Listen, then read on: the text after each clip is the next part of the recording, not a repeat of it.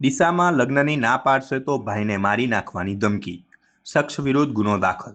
બનાસકાંઠા જિલ્લાના Deesa rural police મથક હેઠળના વિસ્તારમાં એક સનસનીખેજ બળાત્કારની ઘટના સામે આવી છે, જેમાં એક યુવકે યુવતીના ભાઈને જાનથી મારી નાખવાની ધમકી આપી અપહરણ કરી સુરત લઈ જઈ તેની મરજી વિરુદ્ધ શારીરિક સંબંધ બાંધ્યા હોવાની ફરિયાદ નોંધાતા ચકચાર મચી ગઈ છે.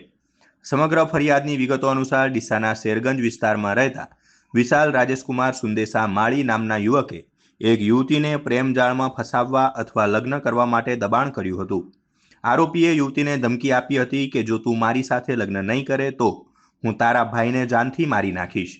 ભાઈના જીવના જોખમે ડરી ગયેલી યુવતીને આરોપી ગત તારીખ 16 માર્ચ 2026ના રોજ અજાપુરાથી બળજબરીપૂર્વક સુરત લઈ ગયો હતો.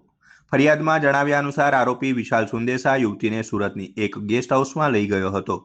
ત્યાં યુવતીની મરજી વિરુદ્ધ અને તેની ઈચ્છા વિરુદ્ધ ધાક ધમકી આપીને આરોપીએ બળજબરીપૂર્વક શારીરિક સંબંધ બાંધી બળાત્કાર ગુજાર્યો હતો.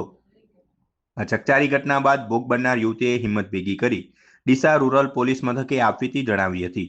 પોલીસે આરોપી વિશાલ રાજેશકુમાર સુંદેસા વિરુદ્ધ દુષ્કર્મ તેમજ જાનથી મારી નાખવાની ધમકી સહિતની વિવિધ કલમો હેઠળ ગુનો નોંધી વધુ તપાસ હાથ ધરી છે.